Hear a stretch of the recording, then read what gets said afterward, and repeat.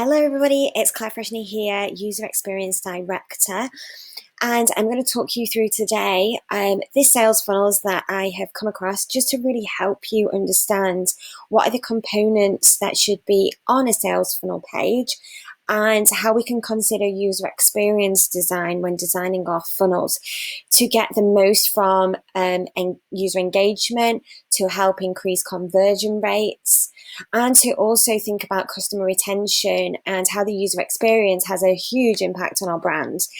So I'm going to talk you through, and this is the first time I've seen this page. I haven't viewed it before that I've looked at it, so I'm just going to go through. Okay, so first of all, the first impression that we get is that it can be quite overwhelming when we're here looking. We've got 1, 2, 3, 4, 5, 6, 7 menu items. We've got some text here, we've got an image here, and we've got the button here, and we've got some things going on top right, top left. So one of the user experience principles that we should always follow is to consider cognitive load. The brain can only manage so many different things at any one time. So we really need to ensure that as soon as the user lands on the page, we're actually thinking about what do we want them to do. So do we want them to click up here? Do we want them to go to their login page? If not, then it's not serving a purpose to be there. So I would remove these top items, and I would also remove this here as well. And I would simply focus on what we actually want them to do. The button is an orange, which is great because orange is statistically the best color that will convert and get your users to click on. So here, BioHeal, a revolutionary probiotics engineered for children with autism that contains an advanced formula of ingredients designed to heal the gut and reduce inflammation. I think that copy could be reduced down slightly and to make it a little bit more punchy. I do quite like the image.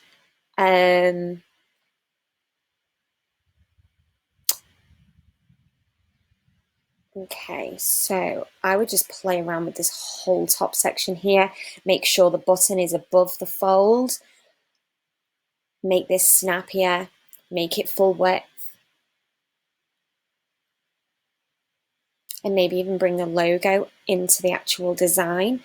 Because the thing is, if your top section is too top heavy, like up here, then what you find is that this is why the button is below the fold. So on certain screens, it's actually probably going to get missed. Click here to get 20% off and free shipping.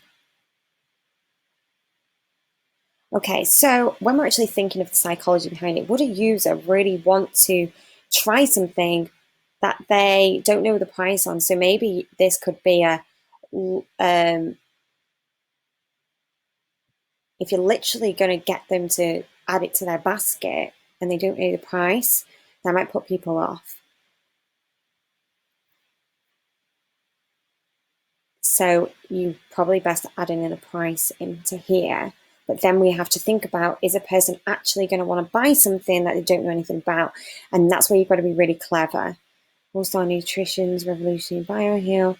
Okay, so I like the fact that it's got the bullet points in because people no longer read a whole bunch of content. But what I would do is, again, probably trim it back down and make it just so it's really easy to digest. I think it's really great that they're building trust by adding some logos into here.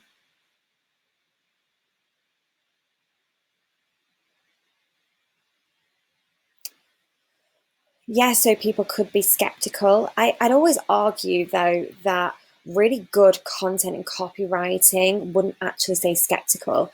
So you wouldn't see a McDonald's burger and then, get this all-star burger with extra cheese and then underneath skeptical. It just wouldn't happen. So I think there's other ways to actually build trust without being so literal, whatever the word is.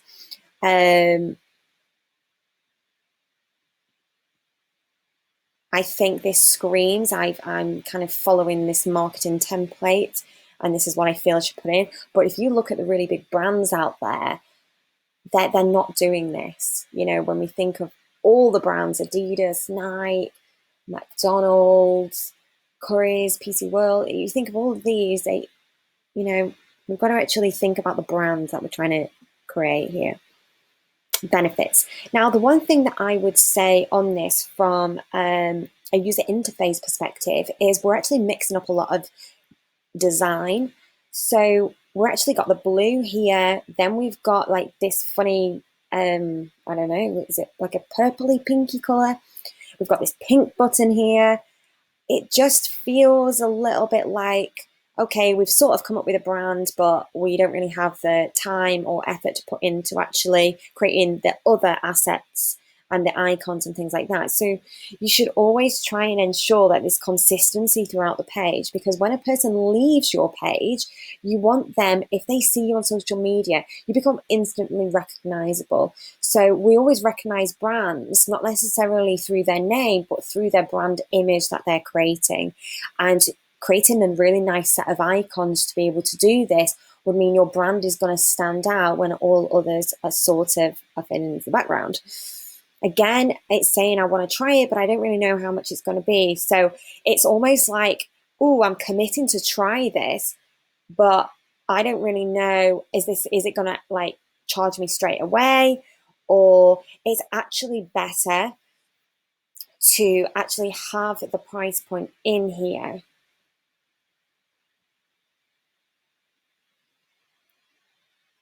Okay, now this is like, whoa, too much, too much to me. And I actually think, so got the benefits, we've got like a bit of skepticism, and then we've got benefits again, which is really, really strange. So these are benefits.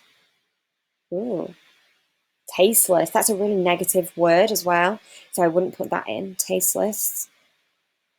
And then we've got some other benefits here. So I would actually put all of these together so that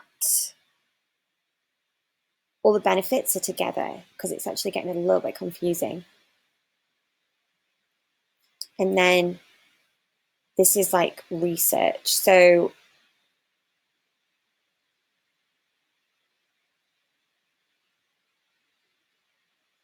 what you could actually do is create a little bit of a feature that says like, don't listen to us, find out our research, the top 3 things, really, really punchy, and then a drop down so it could actually expand. So if somebody's actually interested in the research, they can find out a little bit more by expanding this. But to a normal reader, I think what you'll find is they'll just skip this part because it's too text heavy. Also, what I think would be best to install is really to install a heat map. And the heat map will actually tell you how far your users are going down your page. And most likely, pages this long rarely will get any traction unless the copy is absolutely spot on. And to do that, you're going to have to pay a lot of money. 5 supplements in one. I just think the whole sort of the content here would need to be considered. If we really consider the information architecture on the page and how this page is going to like lay itself out to have more of a structure. So with user experience design, we're always thinking of the user journey. What would the journey would be that the user would go on? You actually create that flow diagram before you actually create your sales funnel page, because you need to understand the thought processes that your user would go through before making a purchase. So to actually do this, you'd need to back it up by user research. So is it the fact they want to know the benefits and then they want to know the research, and then again they want to know more benefits, and then they're asking, is it a magic pill? So you've got to really understand what that flow is, and then your content will mimic that same flow. Because here it's a little bit like they've just guessed and put it all together because they feel like that's what should be on a page. So it probably need quite a lot of rework.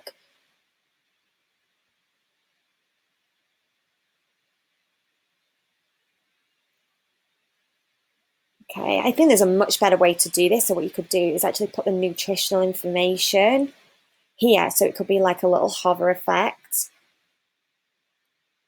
or even like create little thumbnails so you can switch between, rather than having this huge like big thing further down the page.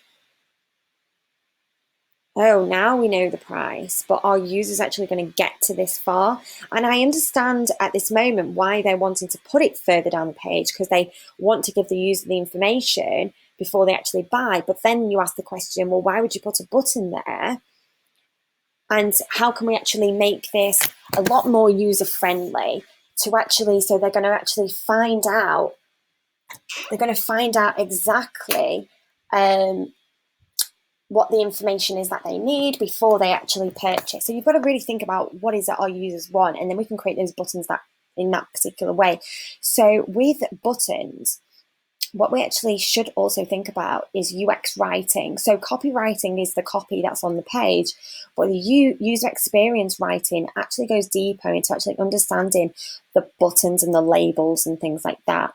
So we're really taking it that step further with user experience design. Ooh, really don't like that LS on its own. Whoa, that's really, really big. Nobody's ever going to read that. I'd add, it would look really better if we had 6 really short snippets, maybe some videos, and that would be really great. You're only one step away. Place your order now, and relief will be on its way. Seems a little bit gimmicky. Seems a little bit like, do I actually trust that? Because sometimes when you actually try too hard to build that trust, you can actually have the opposite effect.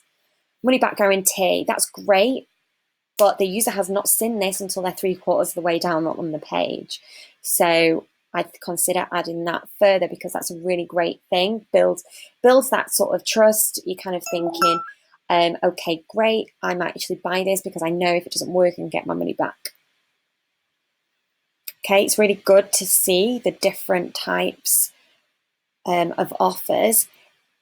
Instead of like one bottle, subscribe from, to create really more engaging experience, we could call them different names. So this one, instead of one bottle, could be the all-star. This could be the all-star package, because it's like £99.98. And you could play around maybe with the star thing. That's a little bit about him. I just think it's all a bit too text heavy. Questions or comments? Oh, those buttons really scare me in red. So the connotations that people have with the colour red, I would avoid on your funnel because it looks a little bit scary. Also, nutrition guarantee. Oh, and then we've got this box here. I'd remove that. Can't really read the text. Subscribe to our newsletter. Doesn't really make me want to. Why would I want to do that? Yeah, okay, so, and that just jumps you down to the page. Okay, so there's a lot to be done on this page. Really great product, it seems, but would a user buy it? Are you doing enough user research? Are you creating an iterative approach? Are you going back and forth, so getting feedback from your users, going back and testing?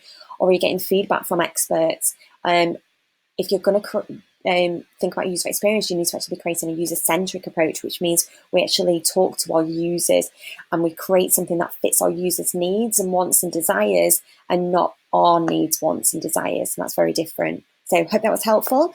And if you'd like to contact me, you can contact me on my website, www.clairefreshney.com.